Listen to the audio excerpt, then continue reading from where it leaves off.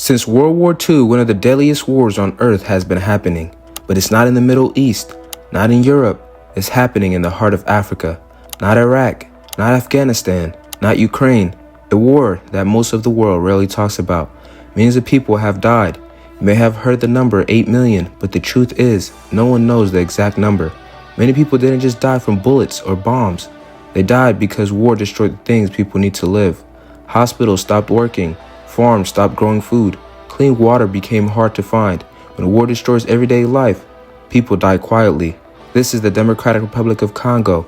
So why does a war this deadly feel almost invisible to the rest of the world? Situation in the Democratic Republic of Congo. To understand Congo, you have to imagine a small spark, far away, that keeps burning for years. In 1994, a terrible genocide happened in the nearby country of Rwanda. When it ended, more than 1 million people fled across the border into eastern Congo. Some were survivors, some were refugees, and some were the same fighters who had taken part in the violence. Huge camps formed in Congo. Militias began to regroup. Old hatred and anger across the border. On a map, that border looks just like a line, but on the ground, it became something much deeper. Soon, 2 huge wars broke out. The First Congo War started in 1996 and lasted until 1997. Then came the Second Congo War from 1998 to 2003. This war became so big that several African countries joined the fighting. Because of that, many people called it Africa's World War. Peace agreements were signed. In 1999, countries agreed to a ceasefire. The United Nations sent peacekeepers to help stop the fighting. This mission later became known as MONUSCO. But peace on paper did not mean peace for the people living there. Villages were still attacked. Families were still forced to run. Officially, the big war ended, but the violence did not. Instead, it broke into many smaller conflicts. Different armed groups began fighting each other. Local rivalries grew worse. Neighboring countries got involved, and the government struggled to control such a large country. And there is the number. Some researchers say that more than 5 million people died between 1998 and 2007 because of the war. Others believe the number may be lower. Today, many estimates say around 6 million people have died since the mid-1990s. The exact number is still debated, but one thing is clear. The scale of suffering is enormous, because in Congo, war does not only kill with bullets. Many people die from what war destroys. Hospitals stop working, food becomes scarce, clean water disappears, and disease spreads quietly through communities. Now, here's the uncomfortable truth. Congo is not just a story happening far away. In many ways, it's a story sitting right in your pocket. Take out your phone. Inside that small device are minerals that help power the modern world. And many of them come from the Democratic Republic of Congo.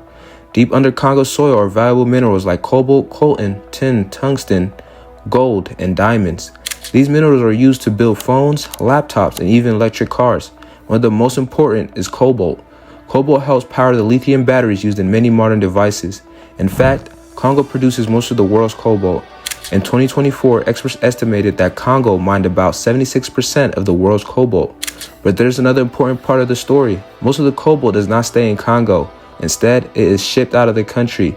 Trucks carry it across the borders. Ships move it across oceans. It is then refined in other countries and turned into the batteries used in our devices.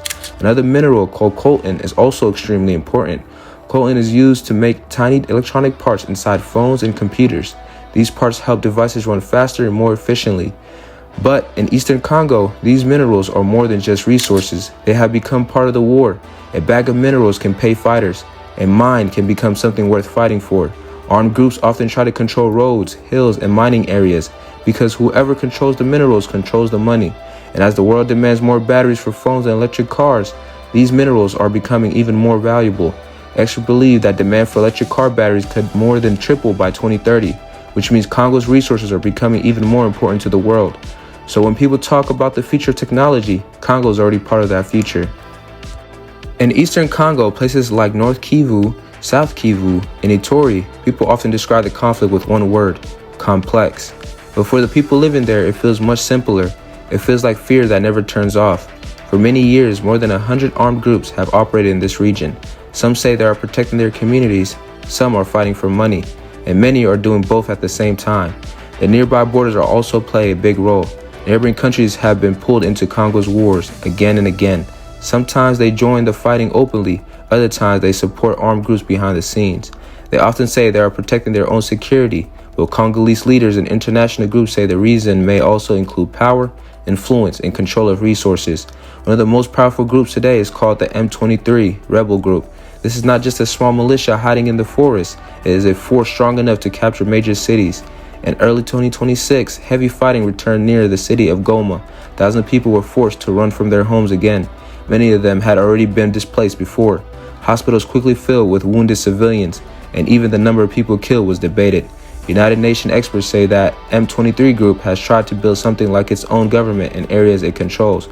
They collect taxes, they control roads, they decide who can move in and out. Investigators also say the group has received support and coordination from Rwanda's military, something Rwanda has denied. The reports also mention new technology being used in the conflict. Some fighters use jamming and spoofing tools. These tools can disrupt communication systems and navigation signals.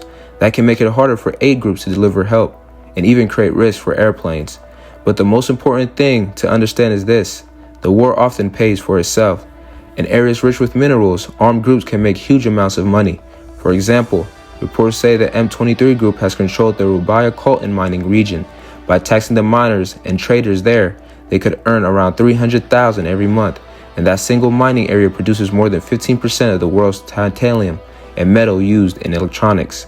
So when a mine becomes a source of money for war, peace can become a threat to the people who profit from it. So why doesn't this war dominate the news around the world? Part of the answer is simple: Congo's suffering is hard to see. Most of the violence happens in remote villages and forests. These places are difficult and often dangerous for journalists to reach. Sometimes the world pays attention when fighting suddenly gets worse, but once the headline fades, the cameras leave. Another problem is that journalism itself can be dangerous. Local reporters who try to cover the conflict often face threats. Some newsrooms have even been attacked.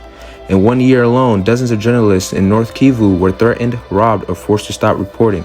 Then there is the problem of the story itself. Many wars are easier for the world to understand. Two sides, one battlefield, a clear beginning and an end. But Congo's war is different. It is messy and complicated. There are many armed groups, alliances change, conflicts overlap.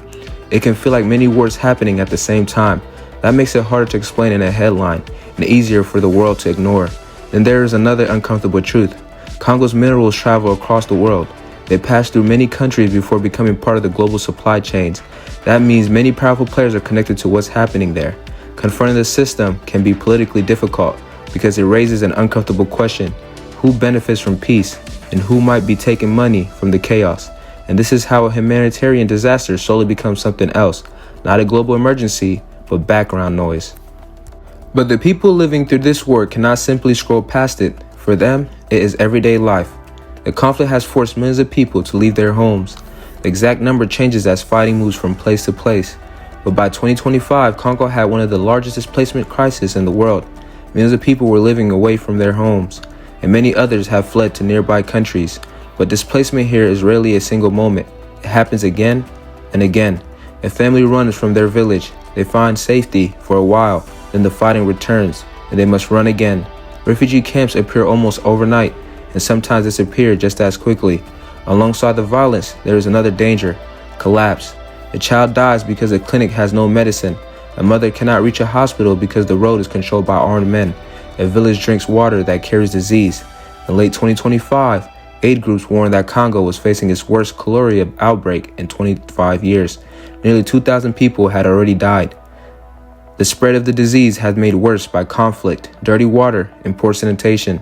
At the same time, hunger has been growing. This is especially tragic because Congo has rich land that should be able to feed its people.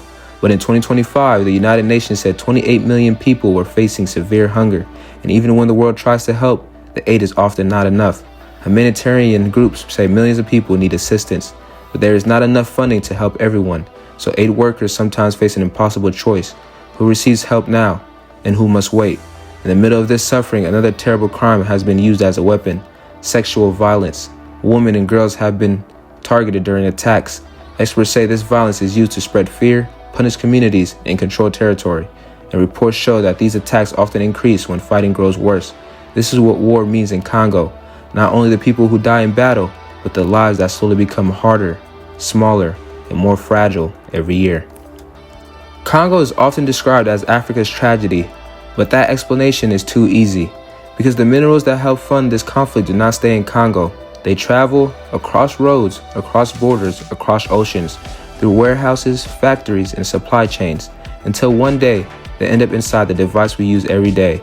Phones, computers, electric cars, and once those minerals become part of our technology, the people behind them often become invisible. So the real question is not whether Congo matters. The real question is this: can the world live with the true cost of its own technology? Because every time we talk about the future, electric cars, clean energy, and more connected world, we're also talking about a place where the future is being dug out of the ground, sometimes by workers struggling to survive, sometimes in areas controlled by armed groups, sometimes at gunpoint. And until that connection becomes impossible to ignore, Congo may remain what it has been for far too long, one of the deadliest crises of our modern time, and one of the easiest for the world to look away from. This is Deadliest Unite, where the story continues together.